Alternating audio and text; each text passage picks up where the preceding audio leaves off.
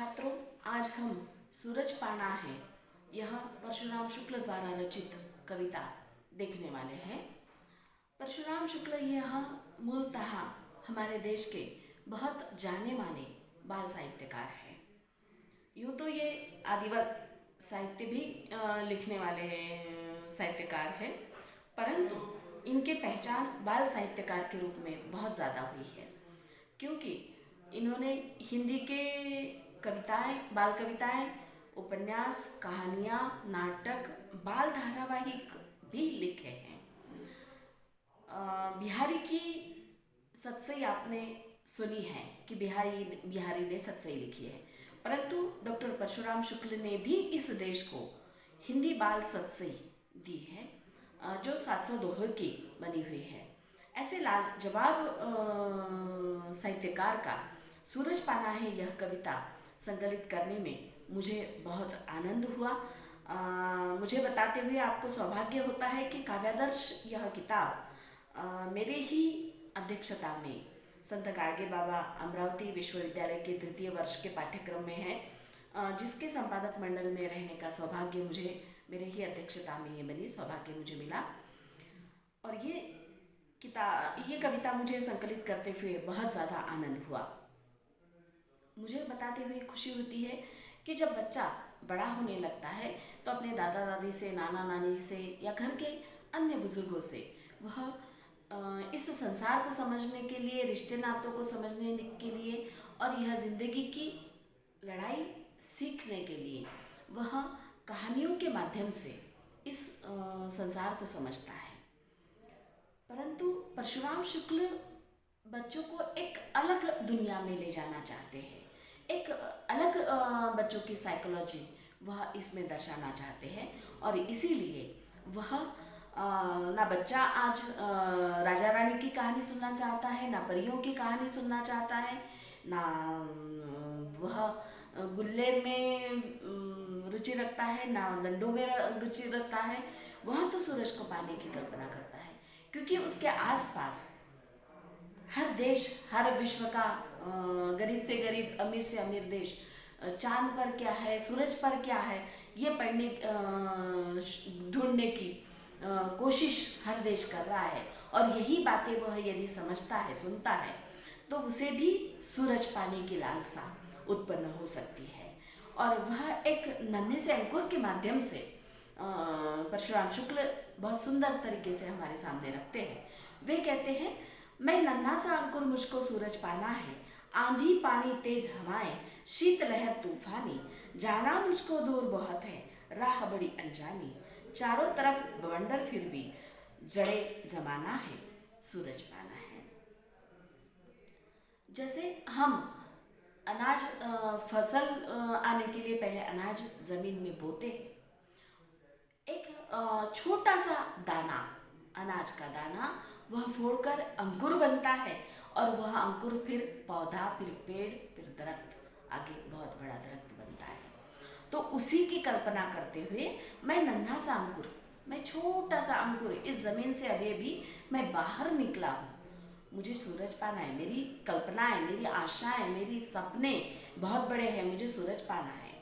उसके लिए आंधी आए, तेज तूफान आए, हवाएं आए, चाहे कितनी भी मुसीबतें आए, लेकिन तूफानी लहर आए, लेकिन मुझको तो मेरा ध्येय प्राप्त करना ही है। मेरे लिए राह जो है बहुत कठिन है, बहुत अनजानी है, बहुत दूर भी है, परंतु मैंने ठान लिया है, इस जमाने में जड़े जमाना है, क्योंकि इस जमाने में दिखाना है कि मैं कुछ कर सकता हूँ, मैं कुछ देश के काम आ सकता हूँ, और इसीलिए जड़े जमाना है, और मुझे मेरी पहचान बनानी है, और इसीलिए मुझे सूरज पाना है। एक छोटे से अंकुर के माध्यम से उसी तरह एक बच्चा इस समाज को समझता है, बहुत बड़े बड़े सपने देखता है, और यदि बच्चा हमारा सुदृढ़ रहा, संतोषी रहा, सशक्त रहा, तो वह एक नए ज़माने की, नए देश की, नए चैतन्य की कल्पना वो उत्पन्न कर सकता है। और यही कवि इस माध्यम से बताना चाहता है। फूल हमेशा कभी खिले, बस एक बार खिलता है, यह जीवन ऐसा जीवन जो एक बार मिलता है, इस छोटे से जीवन में कुछ कर दिखलाना है, सूरज पाना है। किसी कवि ने कहा है कि यह जीवन देह न मिलते बारंबार, यह जीवन एक बार ही मिलना है, और जो मिला है जीवन, कोई पुनर्जन्म नहीं होता, कोई कुछ नहीं होता। ये जो जीवन मिला है, मुझे कुछ करके दिखाना है और मुझे सूरज पाना ही है, क्योंकि यह देह मुझे एक बार मिली है, यह बार बार नहीं मिलेगी, और इस छोटे से जीवन में मुझे कुछ अलग करके दिखलाना है और मुझे सूरज पाना है। मेरे जैसे और भी बहुत से अंकुर जग में होंगे, अंधकार से घबराए हुए सहमे सहमे होंगे, इनके भीतर कुछ करने की अलग जगाना है, सूरज पाना है। यहाँ पर उस बच्चे के मन में एक और तिलमिलाहट है कि मुझे तो मेरे सपने साकार करने के लिए समय मिल रहा है, मेरे माता पिता वैसे हैं, मेरे लिए इस तरह का पोषक वातावरण है, परंतु मेरे जैसे और भी अंकुर होंगे जो इस अंधकार में जीवन भटक गए हैं, जिन्हें बाहर निकलने का मौका नहीं मिल रहा है, जिन्हें अपने सपने पूरा करने के लिए समय नहीं मिल रहा है, ना उनके लिए माध्यम उपलब्ध है।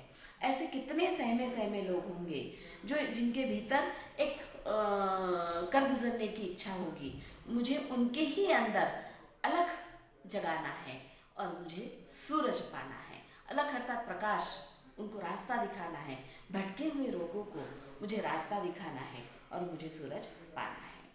धरती हरी भरी होगी जब अंकुर महकेंगे, इनके मन में रहने वाले पक्षी चहकेंगे, मैंने ठान लिया है सारा जग महकाना है, सूरज पाना है। मैं नन्हा सा अंकुर, मुझे सूरज पाना है।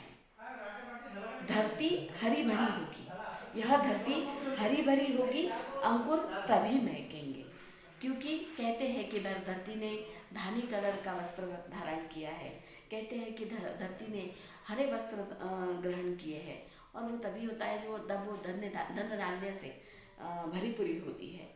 और वैसे ही इस देश का नन्हा सा बालक यदि सशक्त होगा, होशियार होगा, उसको प्रश्न आते होंगे, उसको अलग अलग सवाल आते होंगे, और समस्याएं होंगी तो प्रश्न आएंगे, और समस्याओं को समझने की शक्ति यदि उसमें होगी तो ही वह प्रश्न करेगा। और इसीलिए कि इनमें अंकुर महकेंगे, इनके मन में रहने वाले सभी पक्षी भी चहकेंगे। यदि ये नन्हा सा बालक सुदृढ़ रहा तो देश महकेगा, देश चहकेगा, अपनी पहचान बनाएगा, विश्व में अपना स्थान उत्पन्न करेगा, और जग महकेगा तो यह नन्हा सा अंकुर फोड़कर कुछ कर दिखाने की चाह रखेगा। और इसीलिए इस छोटे से बालक को ना उसे परियों की कथा सुननी है, ना काल्पनिक कथाएं सुननी है, उसे तो इस धरती को पाना है, उसे तो इस धरती को समझना है। छात्रों, इसमें तो दीर्घोत्तरी प्रश्न यही बनेगा कि इस कविता का केंद्रीय भाव बताइए। सूरज पाना है, इस कविता का केंद्रीय भाव स्पष्ट कीजिए, ये प्रश्न पूछा जाएगा। परंतु बहुविकल्पीय प्रश्न भी इसमें पूछे जाएंगे, जो अभी ऑनलाइन पद्धति में हमारे लिए मौजूद है। इसका आपको अगला वीडियो हम भेजेंगे। धन्यवाद।